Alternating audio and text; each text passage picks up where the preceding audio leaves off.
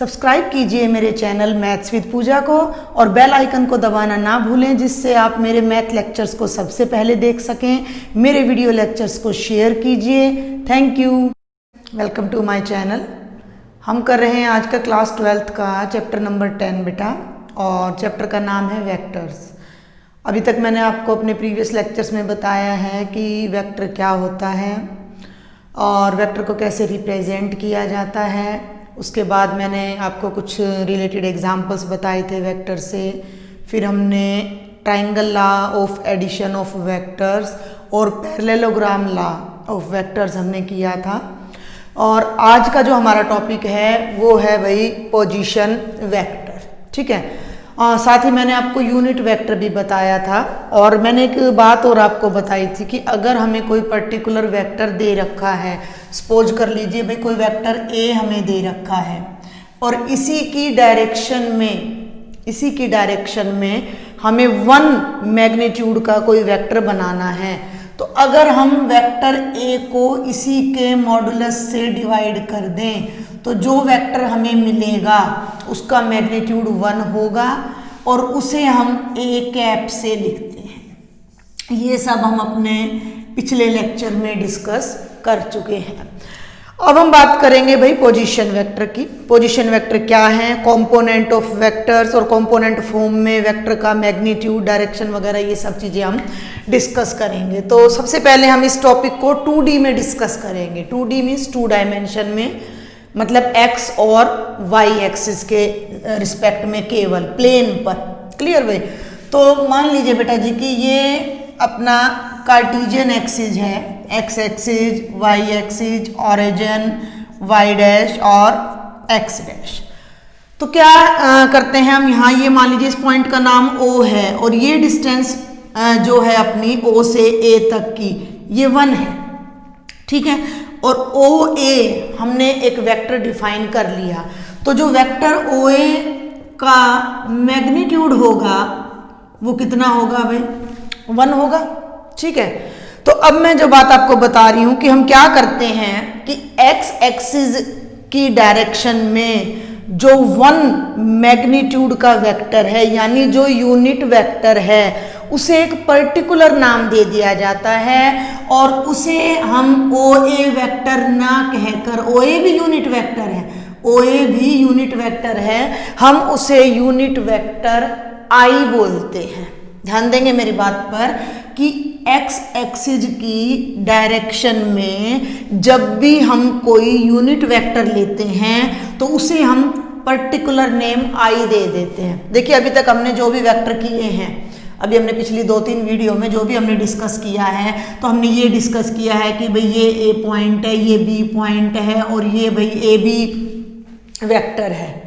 इसकी डायरेक्शन बस हमने ये देखी है, A से B तक है, वो x के पैरेलल है, y के पैरेलल है या z के पैरेलल है, ये सारी बातें हमने अभी तक डिस्कस नहीं की हैं।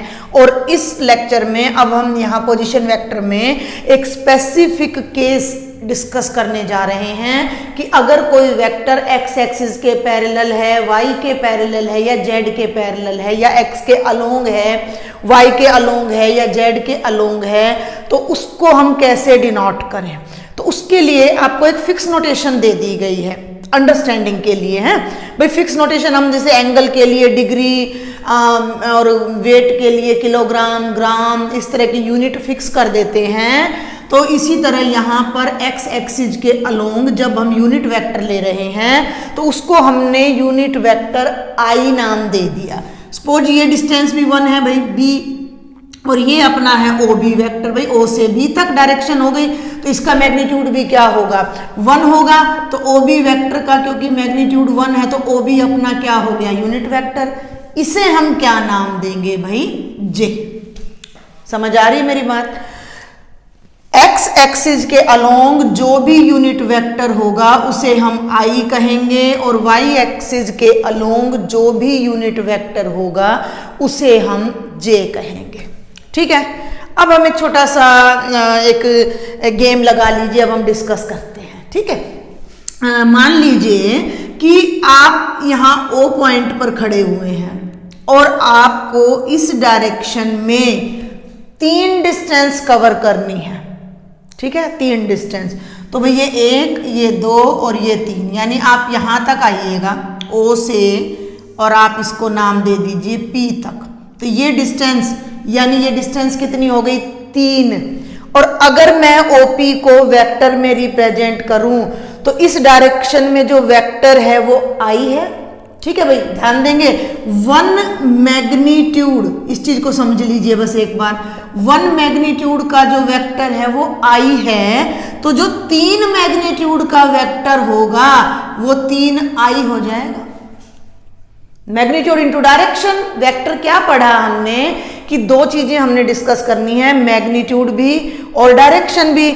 मैग्नीट्यूड 3 है और I। अब आप इसको देखो ना, वेक्टर OP, ध्यान देंगे, वेक्टर OP को मैंने लिख दिया 3I। तो वेक्टर OP का जब मैं मैग्नीट्यूड लूंगी तो वो क्या बनेगा, 3 तो कांस्टेंट है, बाहर आ जाएगा, और साथ में I का मैग्नीट्यूड। I का मैग्नीट्यूड भाई कितना है, 1 है, तो ये 3 इंटू 1 यानी 3 हो जाएगा। तो वेक्टर OP एक्स एक्सिस की डायरेक्शन में 3 मैग्नीट्यूड वाला वेक्टर हो गया। तो वेक्टर OP को मैं यहां पर 3I से डिनोट कर सकती हूं, क्योंकि I एक यूनिट वेक्टर है x की डायरेक्शन में। Understand my point. तो हम यहां से चलते हुए आप यहां तक आ गए 3I। अब इस पॉइंट को हम थोड़ी देर के लिए खत्म कर दें, और जब आप इस डायरेक्शन में चल रहे हो तो बेटा जी ये वेक्टर आपका बन गया 3I। क्लियर। अब यहां से आप चले भाई इस डायरेक्शन में 4 डिस्टेंस तक, ठीक है। सपोज कर लीजिए आप पहुंच गए क्या ऊपर, कितनी है ये डिस्टेंस, 4 है भाई, 1 2 3 4 तक। ये आपका वेक्टर PQ है, समझे मेरी बात को, ये आपका वेक्टर PQ है। तो मैग्नीट्यूड कितना हुआ भाई, ये 4 है, तो भाई ये इसके पैरेलल है, सीधा है ये, बिल्कुल इसको ध्यान रखेंगे, ये बिल्कुल सीधा आप Y के पैरेलल चल रहे हो। तो ये वेक्टर का मैग्नीट्यूड 4 है, और जो डायरेक्शन है वो Y वाली है, और Y की डायरेक्शन में J वेक्टर है, Y की डायरेक्शन में जो वेक्टर है वो J है। फिर वही बात आ जाती है, Y की डायरेक्शन में जो एक मैग्नीट्यूड का वेक्टर है वो J है, तो 4 मैग्नीट्यूड का वेक्टर क्या बन जाएगा, 4J। भाई सिंपल, अपना एक एक नियम आप इसको कह सकते हो। तो ये वेक्टर बेटा जी अपना हो गया 4J, ठीक है। आई थिंक यहाँ तक आपको क्लियर होगा हम क्या सीख रहे हैं कि अगर कोई वेक्टर x या y के अलोंग जा रहा है तो उसे हम एक पर्टिकुलर फिक्स नेम दे रहे हैं। ध्यान देंगे कि x के अलोंग जब भी कोई यूनिट वेक्टर काम करता है जिसका मैग्नीट्यूड 1 है तो उसे हम I वेक्टर कहते हैं, और y के अलोंग जब भी कोई यूनिट वेक्टर काम करता है तो उस वेक्टर को बेटा जी हम ये अपना J वेक्टर है। ये तो हो गया वेक्टर J, ध्यान देंगे भाई, और ये हो गया वेक्टर I।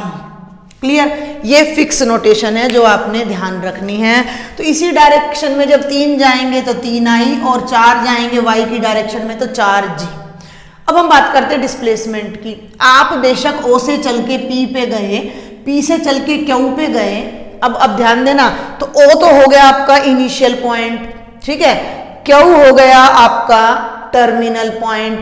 तो एक्चुअल में तो आप O से Q तक गए हो, आप O से Q तक गए हो, तो ये जो है आपका जो एक्चुअल डिस्प्लेसमेंट जिसे मैं कहूंगी वो तो OQ है, वो तो OQ है। और बाय ट्राइंगल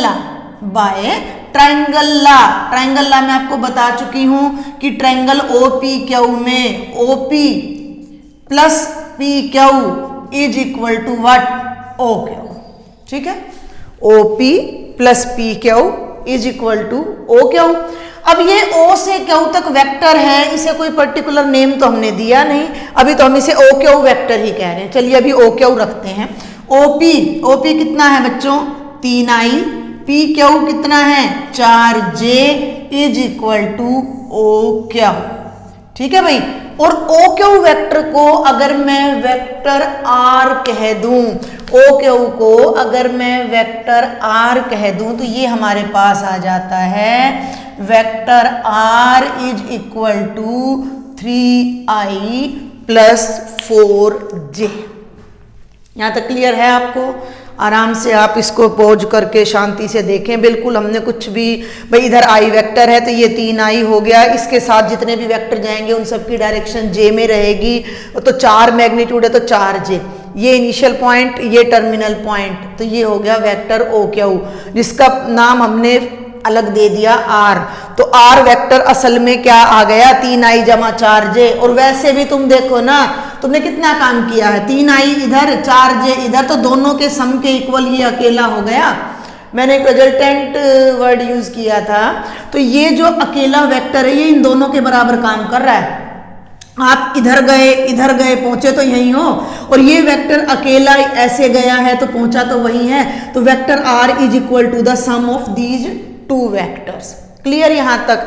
अब हम बात करते हैं पोजीशन वेक्टर की, कंपोनेंट की और मेन चीजों की, जो अब हम डिस्कस करेंगे। आप इस चीज पे फोकस रखिएगा। भाई अब ये क्या पॉइंट है, 2 मिनट के लिए, सिर्फ 1 मिनट के लिए, बल्कि हम वेक्टर को भूल जाएं तो ये अपना कार्टेशियन एक्सिस है, ठीक है। और कार्टेशियन एक्सिस पर हमारे जो पॉइंट्स चलते हैं, ये 1 है, ये 2 है और ये 3 है। तो ये 3 है और ये 4 है, तो क्यू के जो कोऑर्डिनेट्स आएंगे वो क्या आएंगे? 3,4। क्यू पॉइंट के जो कार्टेशियन कोऑर्डिनेट आएंगे वो 3,4 आएंगे। तो इसी रिजल्ट को हम कुछ ऐसे भी स्टेट कर सकते हैं कि भाई ये हमारे पास कार्टेशियन एक्सिस है 2 डायमेंशनल, और ये हमारे पास कोई पॉइंट है क्यू जिसके कोऑर्डिनेट्स x, y है। अंडरस्टैंड? भाई ये 3,4 है तो x, y है कॉरस्पॉन्डिंगली, भाई फर्स्ट x होता है, सेकंड y होता है। इससे रिलेटेड इस क्यू पॉइंट की पोजीशन को रिप्रेजेंट करने वाला वेक्टर, ध्यान देंगे, क्यू की पोजीशन को रिप्रेजेंट करने वाला वेक्टर क्यू का पोजीशन वेक्टर कहलाएगा। ठीक है, क्यू की पोजीशन को रिप्रेजेंट करने वाला वेक्टर क्यू का पोजीशन वेक्टर कहलाएगा। तो इसे आप समझें, ये हो गया बेटा जी क्यू, यहां ले लेते हैं थोड़ा, ये हो गया वेक्टर ओ क्यू, और ये असल में कहां से आ रहा है? बिल्कुल उसी तरह आप यहां से ये जब परपेंडिकुलर ड्रॉ करेंगे तो ये इस डायरेक्शन में आप गए तो ये एक्स आई, और इस डायरेक्शन में आप गए तो वाई जे, और अगर हम इसे आर नाम दे दें तो जो वेक्टर ओ क्यू है वो क्या बन रहा है? Vector O Q is equal to x i plus y j, और इसे हम कहेंगे position vector of Q point. तो वो हो गया x i plus y j. असल बात ये है जो आपने याद रखनी है, जो मैंने आपको दिया है, ये सारा इंट्रोडक्शन दिया है ताकि आपको थोड़ा कॉन्सेप्ट क्लियर हो जाए। आपको अगर किसी पॉइंट के कोऑर्डिनेट्स पता है और उसके पोजीशन वेक्टर, उसका पोजीशन वेक्टर आपने बनाना है, तो x वाले कोऑर्डिनेट के साथ हम i प्लस y वाले कोऑर्डिनेट के साथ हम j लगा देंगे, तो उस पर्टिकुलर पॉइंट का पोजीशन वेक्टर हमें मिल जाएगा with respect to centre O। Clear? अब हम बात करते हैं कि जो ये OQ आया है हमारा, वेक्टर तो आ गया, लेकिन वेक्टर तो हम कहते हैं मैग्नीट्यूड और डायरेक्शन है। ठीक है, तो OQ का मैग्नीट्यूड कितना है और OQ की डायरेक्शन, तो भाई डायरेक्शन तो दिखाई दे रही है O से Q तक, जिसे हमने वेक्टर R नाम दे दिया है। लेकिन इसका जो मैग्नीट्यूड है, अब मैग्नीट्यूड के लिए कोई दिमाग लगाने की जरूरत नहीं है, थोड़ा बहुत भी हम वेक्टर पढ़ रहे हैं, लेकिन वेक्टर के बीच में हम अपना अलजेब्रा है, अपनी ज्योमेट्री है, अपना कार्टेशियन प्लेन है, जो भी प्रीवियस स्टडी है वो सब यूज करेंगे। तो ये अपना सिंपल क्या है? राइट एंगल ट्रायंगल है। ये OP क्या हुआ? अपना राइट एंगल ट्रायंगल है। तो राइट एंगल ट्रायंगल में क्या होता है भाई? मैग्नीट्यूड का क्या मतलब है? OQ के मैग्नीट्यूड का क्या मतलब है? OQ का मॉडुलस। मॉडुलस का मतलब क्या है? O से Q तक की लंबाई, और OQ की लंबाई क्या आ जाएगी? Hypotenuse square is equal to base square plus perpendicular square. Simple, base square plus perpendicular square, तो उसका भी क्या? Under root. तो OQ का जो मैग्नीट्यूड होगा वो क्या होगा? X square plus Y square का अंडर रूट। तो अगर किसी पॉइंट के कोऑर्डिनेट्स हमें पता हैं तो हम उसका पोजीशन वेक्टर भी निकाल सकते हैं और उसका मैग्नीट्यूड भी फाइंड आउट कर सकते हैं। और एक बात अब मैं आपको और बता दूं कि ये जो x और y हैं, ये जो x और y हैं, ये OQ वेक्टर के कंपोनेंट्स कहलाते हैं। अभी मैं सब कुछ आपको 2D में बता रही हूँ, लेकिन हमारे क्वेश्चन 2D में नहीं आएंगे, 3D में आएंगे। 2D में हमें थोड़ा समझना आसान हो जाता है। तो कंपोनेंट्स ऑफ वेक्टर OQ, ठीक है। तो कंपोनेंट्स की बात करें तो जो इसका x कंपोनेंट है वो x है और y कंपोनेंट है वो y है। यानी यहां भी आप देखोगे तो x के अलोंग जो कंपोनेंट है, इसकी बात करूं अगर मैं इस वेक्टर की बात करूं तो भाई वो अपना 3 है और y कंपोनेंट कितना है, 4 है। और यहाँ वेक्टर r का जो मॉडुलस निकलेगा वो 3 स्क्वायर प्लस 4 स्क्वायर का अंडर रूट 9 जमा 16 25 यानी 5 आ जाएगा। तो ये O से Q तक की जो लेंथ है वो 5 है और ये डायरेक्शन है। क्लियर? तो अभी मैंने आपको क्या बताया कि अगर हमें किसी पॉइंट के कार्टेशियन एक्सिस में कोऑर्डिनेट्स पता हैं तो 3i प्लस 4j कह लूँ या xi प्लस yj कह लूँ, वो उस पॉइंट को की पोजीशन को रिप्रेजेंट करने वाला वेक्टर है, इसलिए वो उस पॉइंट का पोजीशन वेक्टर कहलाएगा।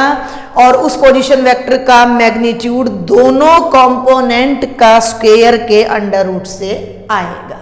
ये है टेक्निकल, और बिना टेक्निकल के बहुत ही आसान है। आपने एक मोटी सी बात याद रखनी है कि भाई आपको कोई पॉइंट दे दिया, मान लीजिए ये कोई पॉइंट दे दिया भाई, और ले लीजिए 4,5 ले लीजिए, तो ये अपना पोजीशन वेक्टर हो गया OP, ठीक है। वेक्टर को लिखोगे कैसे, 4i प्लस 5j, और इसी वेक्टर का मॉडुलस लेना है तो कैसे लोगे, 4 का स्क्वायर प्लस 5 का स्क्वायर 16 जमा 25 यानी 41 का अंडर रूट, जो कि कंप्लीट स्क्वायर है नहीं।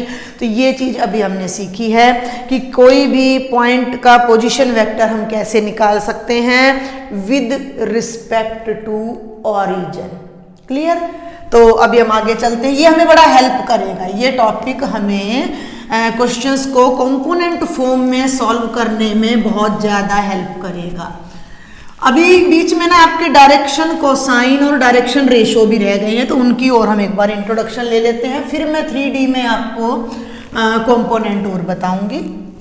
तो अभी हम देखते हैं direction cosine of a vector. Direction, भाई देखो ना नाम में ही क्लियर है, डायरेक्शन माने दिशा, cosine cos theta sine theta of a vector, direction cosine of a vector. ये वैसे 3D में डिस्कस करने का टॉपिक है, फिर भी मैं आपको 2D में एक बार आइडिया दे रही हूँ कि भाई डायरेक्शन कोसाइन होता क्या है। या 3D में लें, चलिए 3D में ले लेते हैं। देखिए जब भी हम 3D की बात करेंगे तो बेटा जी ये y एक्सिस होगा, ये हल्का सा आप ऐसे लेंगे तो x एक्सिस है, और जब आप यहाँ ये ऐसे नहीं लेंगे x एक्सिस को, थोड़ा सा ऐसे लेंगे तो ये x एक्सिस है, ये y एक्सिस है, ये ओरिजिन है, और ये आपका z एक्सिस है। क्लियर? आप जहाँ बैठ के पढ़ते हैं आप उस रूम में इमेजिन कर सकते हैं कि जिस प्लेन पर, मैं भी एक रूम में खड़ी हूँ, तो जिस प्लेन पर हम हैं x, y और z, ठीक है भाई। आप सपोज कर लीजिए मेरे सामने 2 दीवार है, एक तो यही दीवार है, एक मेरे सामने है दीवार, हो गई 2 दीवारें, और फ्लोर पर मैं खड़ी हूं, तो x, y और z, और यहां पर मैंने कोई पॉइंट लेना है, ठीक है। ये कोई पॉइंट P हो गया, तो ये पॉइंट P जब कॉर्नर से O से जाके मिलेगा तो इसका जो पोजीशन वेक्टर होगा वो OP होगा। क्लियर? तो उस पॉइंट को हम कहीं रिप्रेजेंट यहां कहीं कर लेते हैं P।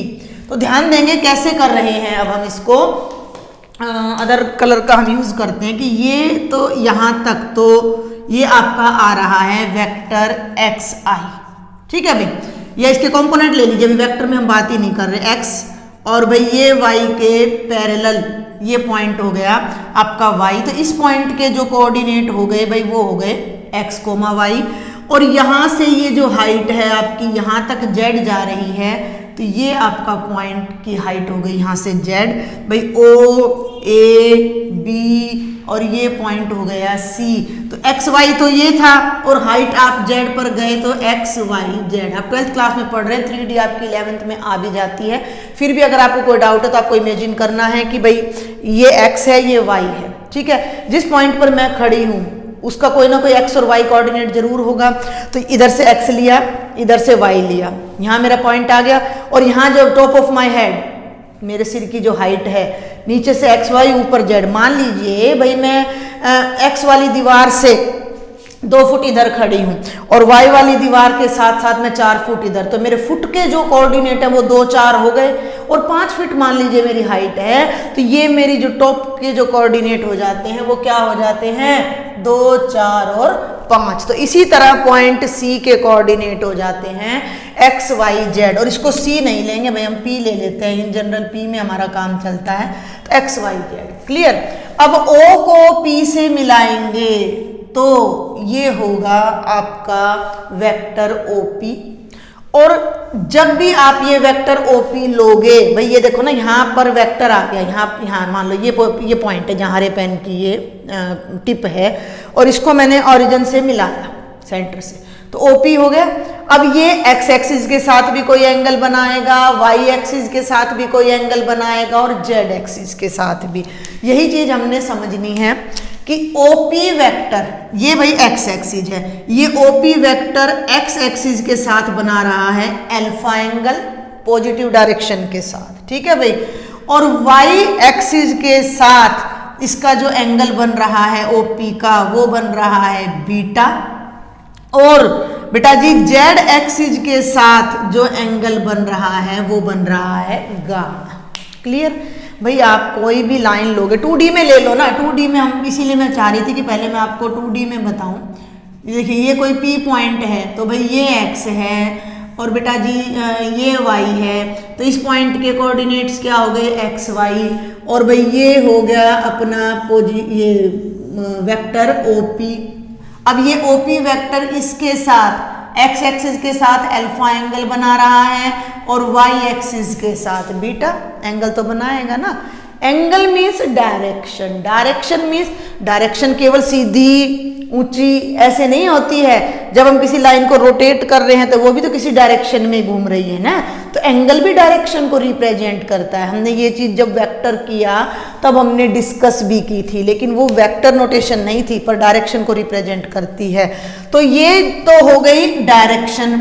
और कोसाइन माने बोलूं तो cos theta, cosine means cos value. तो किसी भी वेक्टर ने एक्स वाई और जेड के साथ जो एंगल बनाए हैं उन एंगल्स की रिस्पेक्टिव कोसाइन वैल्यू, भाई ओपी ने एक्स एक्सिस के साथ अल्फा एंगल बनाया तो कॉस अल्फा। कोसाइन, कोसाइन को शॉर्ट में आप ऐसे ही तो लिखते आए हो 10th क्लास से। और ओपी ने वाई के साथ बीटा एंगल बनाया तो कॉस बीटा, ध्यान देंगे।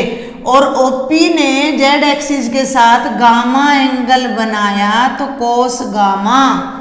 ये तीनों दीज आर कॉल्ड, देखिए मैं यहाँ एक शॉर्ट टर्म लगा देती हूँ, direction cosines, direction cosines DC लिख देते हैं। These are called direction cosines of vector OP. I think आपको समझ आ रहा होगा, बहुत आसान सी परिभाषा है। जब आप क्वेश्चन करेंगे बहुत इजी क्वेश्चन आपके आने हैं, लेकिन आपको थोड़ा बेसिक क्लियर करना बहुत जरूरी है। तो कोई भी, अब हम मोटे तौर पर इसको एक बार फिर देखते हैं। कोई भी वेक्टर, अगर मैं यहाँ बात करती हूँ ओपी की, तो इसके डायरेक्शन को साइन बनेंगे कॉस अल्फा और कॉस बीटा। कोई भी vector X axis, Y axis और जेड एक्सिस के साथ की पॉजिटिव डायरेक्शन के साथ जो भी एंगल बनाता है उस एंगल की कॉस वैल्यू उस वेक्टर के डायरेक्शन को साइन को रिप्रेजेंट करती है। और इन्हें हम रिस्पेक्टिवली एल, एम और एन से रिप्रेजेंट करते हैं। क्लियर। तो L means cos of alpha, M means cos of beta और N means cos of gamma. Clear. अब एक चीज और आ जाती है भाई, डायरेक्शन रेशो, उसको मैं पहले यहाँ डिस्कस करना चाहूंगी। मान लीजिए भाई ये ओपी वेक्टर है, तो ये वेक्टर हो गया अपना आर, लेकिन जब हम इसको सिंपल ट्रायंगल में यूज करते हैं तो जो इसका मैग्नीट्यूड है वेक्टर ओपी का वो कितना है, सिंपल आर है ना। तो मैं इसे एज ए ट्रायंगल अगर डील करती हूँ तो ये वाई है और भाई ये एक्स है और ये आर है और ये अपना एंगल है अल्फा। क्लियर। अब ये अल्फा एंगल है तो आप अपना वो लगाइए trigonometry, sine theta cos theta. तो ये बेस और ये हाइपोटेन्यूज, बेस बाय हाइपोटेन्यूज क्या होता है, cos alpha is equal to X by R. Clear. Cos alpha को मैंने क्या नाम दिया है, एल बराबर है एक्स बटा आर। आर को इधर ले आइए तो एल आर बराबर है एक्स, यानी जो ये एक्स की वैल्यू है ये क्या आ गई, एल आर आ गई। डायरेक्शन को साइन और आर की फॉर्म में एक्स की वैल्यू आ गई। ठीक है। अब हम वाई पे आ जाते हैं। भाई ये एंगल जो है ये हमारा बीटा है और ये एंगल हमारा कितना है, 90 डिग्री है। और ये जो एंगल है हमारा, भाई ये भी तो 90 है, तो ये एंगल हमारा बीटा आ जाएगा। ये एंगल हमारा क्या आ जाएगा, बीटा आ जाएगा। कैसे आ जाएगा भाई, alpha plus beta is equal to 90। और वैसे भी एक सिंपल आप अलजेब्रा लगा सकते हो कि ये दो लाइंस क्या हैं, पैरेलल है। दो लाइंस आपकी भाई ये पैरेलल हैं और ये ट्रांसवर्सल है, तो ये दोनों कैसे एंगल हो गए, अल्टरनेट इंटीरियर एंगल। तो अल्टरनेट इंटीरियर एंगल आपके क्या होते हैं, इक्वल होते हैं। तो ये एंगल भी आपका क्या आ गया, बीटा आ गया। थोड़ा मैं रब कर दूं, बल्कि ना हम एक बार इसको फिर से देखेंगे यहाँ अच्छे से फिर। तो ये एंगल बेटा जी हो गया आपका बीटा। अब इसको ऐसे रोटेट करो, नाम दे लो ओ एल पी आपने नाम दे दिया। ठीक है, ध्यान से समझेंगे इस बात को। अब ये बेस हो गया। क्लियर। हमने बीटा एंगल को लेना है तो बीटा के लिए ये बेस हो गया और ये हाइपोटेन्यूज हो गया। तो फिर से अपनी वो लगा दीजिए ट्रिग्नोमेट्री। तो कॉस बीटा क्या हो जाएगा, Y by R. Y by R cos beta का मतलब एम, एम बराबर है Y by R, cross multiply कर दीजिए M R by Y, M R is equal to Y. तो हमने एक नई चीज क्या सीखी है कि ये आ गया एक्स आर और एक्स तो आ गया एल आर और वाई आ गया एम आर। आर इस पोजीशन वेक्टर का, इस वेक्टर ओपी का मैग्नीट्यूड है, एल और एम इस वेक्टर के डायरेक्शन कोसाइन है। तो ऑन द सेम लाइन जब हम 3D में इस चीज को डिस्कस करेंगे तो जो हमारा जेड आएगा वो एन आर आ जाएगा, कॉस गामा। ये जो चीज हम कर रहे हैं, तो यहाँ आप क्या सीख रहे हैं कि अगर कोई पॉइंट P के कोऑर्डिनेट 3D में x, y और z हैं, ठीक है, और इस वेक्टर OP को हम अगर वेक्टर R से रिप्रेजेंट कर रहे हैं, क्लियर, और L, M, N इसके डायरेक्शन को साइन है, तो x, y और z को हम L, M, N और R में रिप्रेजेंट कर सकते हैं। और वो वैल्यू क्या आ रही है, LR, MR और NR। ये एक नई चीज हमने सीखी है कि X, LR, Y, MR और Z, NR। तो ये एक रिलेशन आ गया है डायरेक्शन कोसाइन में, और जिस वेक्टर का हम पोजीशन वेक्टर ले रहे हैं उसके कोफिशिएंट्स में यहाँ हमें एक रिलेशन मिलता है।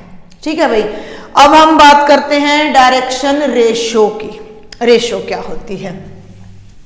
अगर आपको कोई भी डाउट रहता है तो आप मुझसे लिखें, कमेंट बॉक्स में लिखें मुझे कि भाई कोई बात आपको क्लियर नहीं हो रही है तो। Okay, direction ratio. Direction ratio क्या है? डायरेक्शन का रेशो। रेशो माने क्या होता है भाई? अनुपात। रेशो मीन्स क्या होता है? अनुपात एक तरह से। तो व्हाट इज द, पहले मैं एग्जैक्ट डेफिनेशन बताती हूँ आपको, फिर एग्जांपल लेते हैं कि L, M और N ये हमारे तीन डायरेक्शन कोसाइन है किसी वेक्टर के। और अगर हम कोई ऐसे तीन पॉइंट नहीं कहूंगी, तीन नंबर ढूंढ पाए A, B, C, if there exist 3 numbers A, B, C such that, ध्यान देंगे कि L by A is equal to m by B is equal to n by C हो जाए। भाई l की वैल्यू, m की वैल्यू, n की value कुछ भी हो और इन्हें हम किसी खास नंबर से अलग अलग से डिवाइड करें और रेशो इक्वल आ जाए। जैसे मैं एक एग्जांपल ले लेती हूँ, मान लीजिए एक रफ एग्जांपल है भाई, मान लीजिए l है 1/2 और m है आपका 1/4 सपोज कर लीजिए। और यहाँ एक कंडीशन और है जो मैंने अभी आपको बताई नहीं, अभी मैं बताऊंगी। और n है आपका मान लीजिए 1/6, एक हम सपोज कर रहे हैं सिर्फ। तो मैं ऐसे 3 नंबर ढूंढ पाऊं a b c की l को a से डिवाइड करें, m को b से डिवाइड करें और n को c से डिवाइड करें और हमारा आंसर सेम आ जाए। तो a हम ले लेते हैं 6, ठीक है, ध्यान देंगे। b हम ले लेते हैं 3 और भाई c हम ले लेते हैं 2, ठीक है। अब मैं निकाल के दिखाऊं l बाय a, l मतलब 1/2/6 यानी 1/2 इंटू 1/6 यानी 1/12 आ गया। m बाय b मैंने निकाला तो m है भाई 1/4/3, ये भी एक 1/12 आएगा, क्लियर। और n बाय c भी जब आप करोगे तो ये भी 1/12 ही आएगा। तो हमने क्या देखा कि l by a, m by b और n बाय c तीनों ही 1/12, और इस 1/12 को मैं कोई कांस्टेंट k नाम दे सकती हूँ। अगर इनके इक्वल आ जाता है तो a b c are called direction ratio of vector OP, clear. तो अभी मैंने आपको मोटे तौर पर बताया है, अभी तो इतना ही बताऊंगी रेशो और कोसाइन के लिए। जब इनसे रिलेटेड क्वेश्चन आएंगे तब हम और भी डिस्कस करेंगे कि डायरेक्शन कोसाइन क्या है। अगर किसी पॉइंट P के कोऑर्डिनेट्स x y z हैं और उसकी पोजीशन को रिप्रेजेंट करने वाला वेक्टर OP है और वो OP वेक्टर x y और z एक्सिस के साथ रिस्पेक्टिवली अल्फा, बीटा और गामा एंगल उनकी पॉजिटिव डायरेक्शन के साथ बना रहा है, तो उन एंगल्स की cosine value cos alpha, cos beta, cos gamma are called direction cosines of vector OP। दूसरी बात हमने क्या देखी कि अपना ट्रिग्नोमेट्री का यूज करके जब हम cos alpha, cos beta, cos gamma निकालते हैं तो L, M और N और ये x y z में ये रिलेशन आ जाता है हमारे पास कि x l r के इक्वल है, y m r के इक्वल है और z n r के इक्वल है। यानी डायरेक्शन रेशो में और डायरेक्शन कोसाइन में और कोऑर्डिनेट्स में हमें एक रिलेशन मिल गया। तीसरी चीज जो हमने आज देखी है वो है डायरेक्शन रेशो। अभी डायरेक्शन रेशो का अभी ज़्यादा यूज यहाँ नहीं करेंगे, आ पाएगा अभी, लेकिन फिर भी मैं बता रही हूँ कि डायरेक्शन रेशो क्या है। अगर हम कोई ऐसे तीन पॉइंट्स, वो सेम भी हो सकते हैं, 3 नंबर्स हम ढूंढ सकें, पॉइंट नहीं, 3 नंबर्स हम ऐसे ढूंढ सकें कि L, M और N के साथ उनका रेशो करने पर वो रेशो सेम आ जाए, भाई ये रेशो ही तो है, ये क्या है, ये रेशो है, तीनों की रेशो सेम आ गई, सेम नंबर के इक्वल आ गई।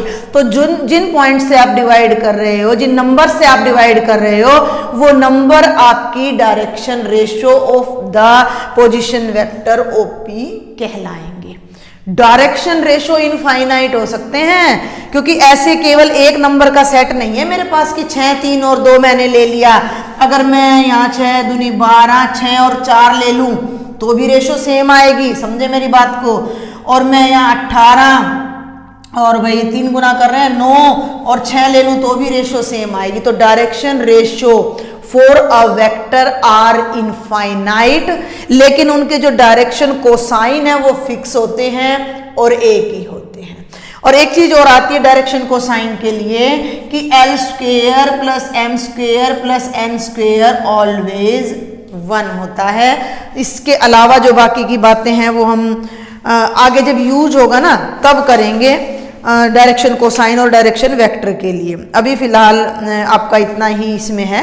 एक बात और बता दूं कि ये 1 होता है, लेकिन जब आप रेशो की बात करते हो तो वो कभी भी 1 के इक्वल उनके स्क्वायर का सम नहीं होता है। ठीक है भाई, तो ये कुछ बातें मैंने आपको बताई हैं। अब हम 3D में कंपोनेंट ऑफ अ वेक्टर देखेंगे, पोजीशन वेक्टर देखेंगे। कुछ आइडिया तो आपको अभी हो ही गया होगा पोजीशन वेक्टर के लिए। भाई 2D में तो मैं बता ही चुकी हूँ आपको। एक बार बेस आपको क्लियर हो जाएगा तो क्वेश्चन अटेम्प्ट करने तो भाई बिल्कुल एक रटा ऐसा पैटर्न है, क्वेश्चन इतने डिफिकल्ट नहीं है। लेकिन कई बार लैंग्वेज ऐसी आ जाती है क्वेश्चन में कि अगर आपका बेसिक क्लियर नहीं है ना तो आप वो क्वेश्चन कर नहीं पाओगे। ओके, तो हमारा जो नेक्स्ट टॉपिक है बेटा जी वो है components of a vector. Components of a vector, ठीक है भाई, ये वही 3D में जाने वाली बात है। तो ये हो गया अपना y एक्सिस, ये हो गया बेटा जी x एक्सिस, और ये हो गया z एक्सिस, ये हो गया ओरिजिन, ये कोई पॉइंट P हो गया जिसके कोऑर्डिनेट्स एज यूजुअल हमने क्या ले लिए, x y z। क्लियर? तो ये कैसे बन रहा है कि वही अभी मैंने दिखाया था आपको, x डिस्टेंस यहाँ तक आ रही है। देखो ना 2D में मैंने बिल्कुल क्लियर बताया था आपको कि 2D में मैंने क्या बताया था कि हम इतना चले xi, ठीक है, फिर इतना चले yj, तो यहाँ पहुँच गए। ये इनिशियल था, ये टर्मिनल था, तो दोनों को मिला के जो रिजल्टेंट वेक्टर बना वो इन दोनों के सम के ही तो इक्वल था। तो ये xi था और ये yj। अब ये रोल यहाँ चलेगा भाई, ये O है मान लीजिए, ये A है और ये x डिस्टेंस है, तो ये OA तो हो गया xi।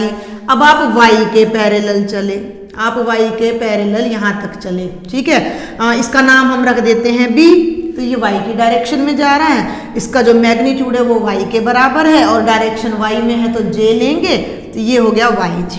ठीक है भाई, उतना काम तो आपने कर लिया। आप यहाँ भी इस चीज को इमेजिन कर सकते हो कि अब आप यहाँ खड़े हो और अब आपको z के अलोंग जाना है। अब इस ब्लैक बोर्ड को मैं एक 3D में बदलूं, तो मान लीजिए मैंने इस ब्लैक बोर्ड को तो एक दीवार बना दिया। एक ब्लैक बोर्ड में यहाँ लगाऊंगी, एक में यहाँ लगाऊंगी, एक यहाँ लगाऊंगी, नीचे लगाऊंगी और ऊपर, तो मेरा एक क्यूबॉइड बन जाएगा। मैंने एक बंद कमरा बनाना है, समझ रहे मेरी बात को? तो ऐसे ऐसे ऐसे नीचे ऊपर लगेगा तो वो क्यूबॉइड बन गया, यानी 3D आ गया हमारा। तो अब मैं, ये फ्लोर है मेरा, तो मैं इस तरफ आऊंगी ना ऊंचाई के लिए। क्लियर? तो यहां से अब हम हाइट के लिए ऊपर की तरफ जाएंगे। अभी हम फ्लोर पे थे, अब हम ऊपर जा रहे हैं, तो ऊपर जा रहे हैं तो ये जो हाइट है आपकी, ये z है, जो कि यहाँ से आपकी जा रही है, यहाँ से आपकी जा रही है z के अलोंग। तो ये आपका वेक्टर हो गया z के। आप एक बात का ध्यान रखिएगा, हम 3D पढ़ रहे हैं और 2D में उसको दिखाना है, कमरे की पोजीशन को ब्लैक बोर्ड पे दिखा रहे हैं, तो वो ऐसे ही दिखाया जाएगा। कहीं आप सोचो कि ये हाइट कम है और ये ज़्यादा है, ऐसा बिल्कुल नहीं है, ये लेवल है। आप इसको थोड़ा सा इमेजिन करोगे तो ये चीज़ लेवल है, और आप प्रैक्टिकली अपने रूम में भी इस चीज़ को करके देख सकते हो। तो ये हमारा पॉइंट P आ गया और ये P का पोजीशन वेक्टर हो गया OP, जिसे हम इन जनरल क्या नाम दे देते हैं, R। तो आप P तक कैसे पहुंचे? आपने यहां से चलना शुरू किया, xi yj z के 3 बार आप चले। जब आप O से P तक पहुंचे तो बाय डिस्प्लेसमेंट, जो आपकी एक्चुअल डिस्प्लेसमेंट है OP, वो तो ये है xi plus yj plus z के, xi plus yj plus z के, और ये कहलाएगा भाई पोजीशन वेक्टर। पोजीशन वेक्टर को मैंने इन शॉर्ट PV, यहाँ मैं बता देती हूँ आपको, PV शॉर्ट नोटेशन चलेंगे हमारी। तो ये हो गया P का पोजीशन वेक्टर 3D में, बिल्कुल 2D की तरह है, कोई मुश्किल नहीं है। और ये जो x y और z हैं, ये इस वेक्टर OP के कंपोनेंट्स हैं, with x, with y and with z। और रही इसकी मैग्नीट्यूड की बात, तो बिल्कुल जैसे 2D में हमने किया था x square plus y square. भाई x square plus y square कहाँ तक आ जाएगा? देखो ना, ये O है, ये B है, ये अपना हो गया भाई राइट एंगल ट्राइंगल। तो ये जो OB है ये तो बन गया x square plus y square का अंडर। ठीक है भाई, ये जमीन है अपनी, लेकिन जब आप जमीन पर खड़े हो तो आपका जो फ्लोर है वो 90 के एंगल पर ऐसे फ्लोर बन रहा है ना, तो एक डायरेक्शन x है और एक y है, तो यहाँ तक आए तो ये x square plus Y square बन गया। अब मेरी बात पे ध्यान देना कि आप ये इमेजिन कर लीजिए कि मैं बुक ले लेती हूँ, चलिए हाथ में मैंने ये बुक ले ली, ये x है और ये y है, ठीक है भाई। और यहाँ मैंने कोई पॉइंट अगर लिया है, यहाँ अगर मैंने कोई पॉइंट लिया है तो आप x और y, तो ये हो गया x square plus Y square. और अब ये डायगोनल हुआ है x square plus Y square का अंडर रूट। देखिए ना, मान लीजिए मैं निशानी लगा देती हूँ यहाँ पर आपको, ये ओरिजिन है, तो बेटा जी ये जो चीज़ है आपकी ये है x, ठीक है, ये जो चीज़ है आपकी ये है y, और ये P पॉइंट का पोजीशन वेक्टर है। दिख रहा है मेरे ख्याल से आप सभी को, ये देखिए ये ओरिजिन है, ये x एक्सिस है और ये y एक्सिस है। ध्यान देंगे, ये x एक्सिस है, ये y एक्सिस है, ये वाली लाइन। तो y एक्सिस के साथ ये मैंने y ले लिया भाई, y ले लिया और ये x ले लिया, तो राइट एंगल ट्रायंगल से पाइथागोरस थ्योरम से ये कितना आ जाएगा OP, ये आ जाएगा x square plus Y square का अंडर रूट। क्लियर है यहाँ तक? अब इसको 3D में बदलना है, तो P से ये मेरा पेन इस हाइट पर आ रहा है, ठीक है। अब ये दिखने में लग रहा है, नहीं तो अगर आप ध्यान से देखोगे तो ये पेन इस पूरे प्लेन पर परपेंडिकुलर है, तो ये पेन इस OP, ये O पॉइंट है भाई, OP पर भी ये पेन क्या है, परपेंडिकुलर है। तो ये तो अपना OP, P तो नहीं है भाई, अब ये OB है, यहाँ मैंने B नाम दिया है तो आप भी B दे लीजिए ये, और यहाँ पेन है। अब ये पेन ऐसे तो मैं शो नहीं कर सकती, तो ये ऐसे शो हो रहा है। तो कहने का मतलब क्या है कि ये जो BP है ये OB के साथ 90 के एंगल पे है। दिख नहीं रही, क्योंकि दिखा भी नहीं सकते ना 2D में, आप 3D कैसे दिखाओगे? 2D में 3D तो आप इसी तरह दिखा सकते हो। तो आप यहां से इमेजिन करो कि ये जो है, ये जो OXY है, ये चीज है भाई, ये चीज है ना। तो यहाँ अब हमने थोड़ा उल्टा ले लिया, XY इधर ले लिया, तो ये अपना x square plus Y square है। और यहाँ जब भी आप कोई हाइट खड़ी करोगे तो वो पूरे प्लेन के साथ 90 का एंगल बनाएगी, तो ये फिर राइट एंगल ट्रायंगल बन गया। तो ये 90 के सामने ये तो हाइपोटेन्यूज हो गया, एक को बेस ले लिया, एक को परपेंडिकुलर, तो क्या आएगा OP का square is equal to OB square जमा BP स्क्वायर, OB स्क्वायर जमा BP वेक्टर का होल स्क्वायर। अब ऐसे जनरली हम वेक्टर की बात करते हैं तो मॉडुलस लगाते हैं, तो ये कितना है भाई, ये है x square plus Y square के अंडर रूट का स्क्वायर, और ये कितना है z का स्क्वायर, इसका मैग्नीट्यूड कितना है, z है ना। तो ये क्या बन गया, x square plus Y square plus z square. तो ये वेक्टर r का मैग्नीट्यूड आ जाता है x square plus Y square plus z square. तो जो चीज़ हमने यहाँ देखी है वेट ए मिनट, जो चीज़ हमने यहाँ देखी है कि अगर किसी पॉइंट P की जो कोऑर्डिनेट्स हैं भाई वो x y z है, एक मिनट में, किसी पॉइंट P के जो कोऑर्डिनेट्स हैं वो x y z हैं, तो xi जमा yj जमा z के उसके पोजीशन वेक्टर को रिप्रेजेंट करता है। x कंपोनेंट है, y कंपोनेंट है, z कंपोनेंट है, और इसका जो मैग्नीट्यूड है, जो मॉडुलस है, वो आता है x square plus Y square plus z square, और अगर अंडर रूट, क्यों, क्योंकि मैंने इधर स्क्वायर लगा रखा था, अगर मैं इधर से स्क्वायर हटाती हूँ तो ये वेक्टर r का मैग्नीट्यूड आ जाता है। अंडरस्टैंड? तो इस चीज़ से हमारे क्वेश्चन बहुत इजी होने वाले हैं और बहुत आसानी से अब हम आगे के क्वेश्चन कर पाएंगे। अब आप एक चीज़ और समझें, यहाँ एक छोटा सा एग्जांपल ले लेते हैं, 2D में ले लेते हैं, हम 2D में है। ये देखिए 1 2 3 1 2 3, ओके। और भाई ये ले लिया मैंने एक वेक्टर 2,3, P पॉइंट ले लिया, तो भाई P पॉइंट से OP जो पोजीशन वेक्टर है हमारा वो क्या बनेगा, 2i plus 3j, 2i plus 3j। ध्यान देंगे। और एक और वेक्टर ले लिया मैंने, ठीक कर रहे हैं ना हम, ठीक नहीं कर रहे हैं, ठीक नहीं कर रहे हैं, 2 2 ले गई मैं, 2 2 ले गई मैं, ये है भाई 2 3। ध्यान देंगे 2 3 है ये अपना, थोड़ा सा यहाँ गलती कर दी हमने, ये है भाई P पॉइंट 2,3, तो ये है भाई P का पोजीशन वेक्टर। क्लियर? इसकी कोई खास जरूरत है नहीं लगाने की। और अब मैंने ले लिया बेटे, ध्यान दें कि 3 और 2, इस पॉइंट को नाम दे देती हूँ मैं Q। इस पॉइंट के जो कोऑर्डिनेट्स हैं वो 3 2 हैं, तो O से Q तक जो वेक्टर जा रहा है यानी OQ का जो पोजीशन वेक्टर है वो क्या बनेगा, तो वेक्टर OQ बनेगा 3i + 2j। क्या ये दोनों वेक्टर इक्वल हैं? भाई 2 3 उसमें आ रहा है, 2 3 उसमें आ रहा है, इक्वल से लग रहे होंगे ये हमें, बिल्कुल इक्वल नहीं है, दोनों की पोजीशन अलग अलग है। दोनों कहाँ हैं? ये P पे बैठा है, ये Q पे, कितना फासला है दोनों के बीच में, है ना डिफरेंस दोनों के बीच में बहुत सारा। तो दोनों ही वेक्टर हम कहेंगे कि vector OP is not equal to vector OQ, क्योंकि दोनों की डायरेक्शन भी अलग अलग है और दोनों का जो ये कोऑर्डिनेट्स है, जो कंपोनेंट्स हैं वो अलग अलग है, कंपोनेंट्स अलग अलग हैं। तो मेन बात हमने क्या पकड़नी है कि अगर किन्हीं दो वेक्टर्स में इक्वालिटी है तो कॉरस्पॉन्डिंग कंपोनेंट्स भी इक्वल होने चाहिए। 2 3 3 2 होने से बात नहीं बनेगी, लेकिन मैग्नीट्यूड सेम है। मैग्नीट्यूड देखिए अब आप यहाँ से, जब आप OP के मॉडुलस की बात करते हो तो 2 स्क्वायर जमा 3 स्क्वायर 4 और 9 और ये कितना आ गया भाई √13, और जब आप OQ का मॉडुलस लोगे तो वो भी कितना आएगा बेटा √13। दोनों का मैग्नीट्यूड सेम है लेकिन दोनों वेक्टर सेम नहीं हैं क्योंकि उनके कंपोनेंट्स सेम नहीं हैं। ये चीजें हमने ऑर्डर्ड पेयर में भी सीखी थी कि 2 3 इज नॉट इक्वल टू 3 2। जब ये पेयर इक्वल नहीं है तो इनको रिप्रेजेंट करने वाला पोजीशन वेक्टर कैसे सेम हो जाएगा। तो वही चीज अब हमारी 3D में भी लागू होती है।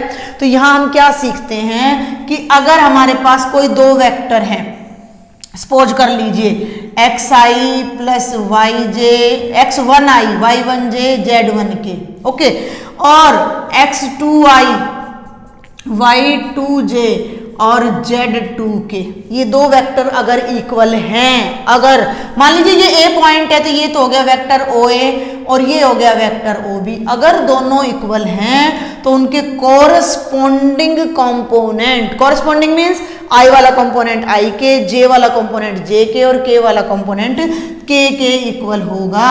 तो x1 x2 के इक्वल होना चाहिए, y1 y2 के और z1 z2 के, तभी हम equality of two vectors consider कर सकते हैं with respect to their position vector. तो पोजीशन वेक्टर हमें इक्वालिटी डिस्कस करने में मदद करता है। अभी आप देखिएगा ये पोजीशन वेक्टर हमें उनको ऐड करने में बहुत आसानी देगा, सब्ट्रैक्ट करने में बहुत आसानी देगा, स्केलर मल्टीप्लिकेशन में भी बहुत आसानी देगा। लेकिन एक बात का और ध्यान रखिए कि वेक्टर भले ही ये दोनों भले ही बराबर नहीं, लेकिन इनका मैग्नीट्यूड सेम है। ऐसे बहुत से वेक्टर होंगे जो इक्वल नहीं होंगे, मैग्नीट्यूड सेम होगा। ऐसे बहुत से वेक्टर होंगे जो इक्वल होंगे लेकिन मैग्नीट्यूड सेम नहीं होगा, या भाई वेक्टर सेम है मैग्नीट्यूड नहीं है। इस तरह से हमारे अलग अलग केस आएंगे। तो अभी मैंने आपको ये बताया है कि कंपोनेंट ऑफ वेक्टर्स और उनका मैग्नीट्यूड, ठीक है भाई। इन जनरल अगर कोई वेक्टर है A, मान लीजिए इन जनरल कोई वेक्टर A है और उसे हमने कंपोनेंट फॉर्म में लिखना है तो हम ऐसे लिख सकते हैं A1i A2j A3k, तीनों कंपोनेंट को A ही नोटेशन दे दी हमने, A1 A2 A3। और कोई दूसरा वेक्टर है B, B1i B2j B3k, ये रहे ना आपके आगे 2D में दोनों वेक्टर हैं।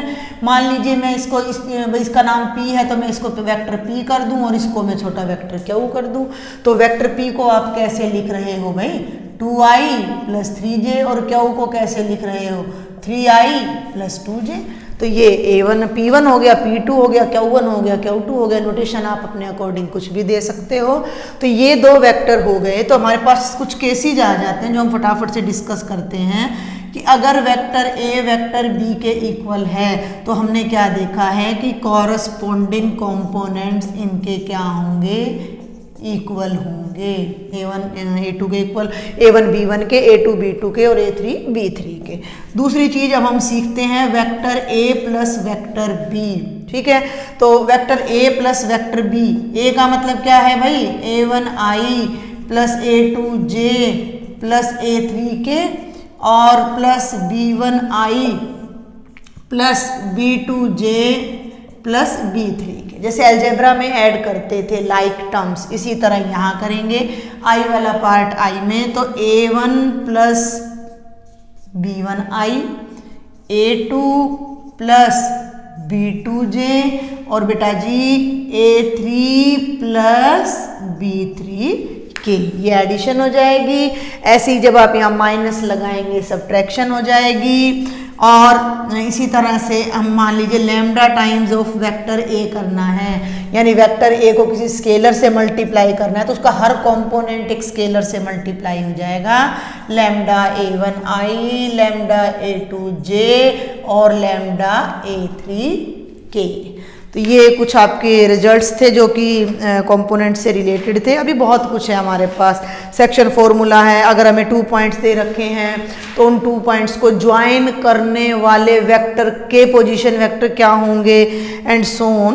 तो अभी आज के लेक्चर में फ़िलहाल मैं आपको इतना ही बता रही हूँ, आगे की सारी डिटेल्स हम नेक्स्ट वीडियो लेक्चर में डिस्कस करेंगे। आज मैंने आपको पोजीशन वेक्टर बताया, कंपोनेंट ऑफ ए वेक्टर बताया, थोड़ा डायरेक्शन को साइन और डायरेक्शन रेशियो के बारे में बताया, वेक्टर को कंपोनेंट फॉर्म में कैसे रिप्रेजेंट करते हैं वो चीज़ हमने बताई है। ठीक है ना। अभी आप लास्ट लेक्चर तक बेटा आप यही देख रहे थे कि वेक्टर कहीं भी बना रहे थे हम, ठीक है ना। हम कोई भी फ्री वेक्टर बना रहे थे, मैंने आपको बताया भी कि हम फ्री वेक्टर डिस्कस कर रहे हैं। अब आप सोच रहे होंगे कि ये पोजीशन वेक्टर कहाँ से बीच में आ गया, तो हर वेक्टर को हम पोजीशन वेक्टर में रिप्रेजेंट कर पाएंगे, वो मैं आपको नेक्स्ट वीडियो में बताऊंगी, जिससे 2 पॉइंट को ज्वाइन करने वाला जो मैं बता रही हूँ उससे। तो हर वेक्टर को हम पोजीशन वेक्टर में रिप्रेजेंट कर पाएंगे, जिससे हमारा कैलकुलेशन ईजी होगा। तो आज के लेक्चर में इतना ही। अगर आपको मेरा लेक्चर पसंद आता है तो ज़्यादा से ज़्यादा स्टूडेंट्स को शेयर करें, लाइक करें और सब्सक्राइब करें। Thank you.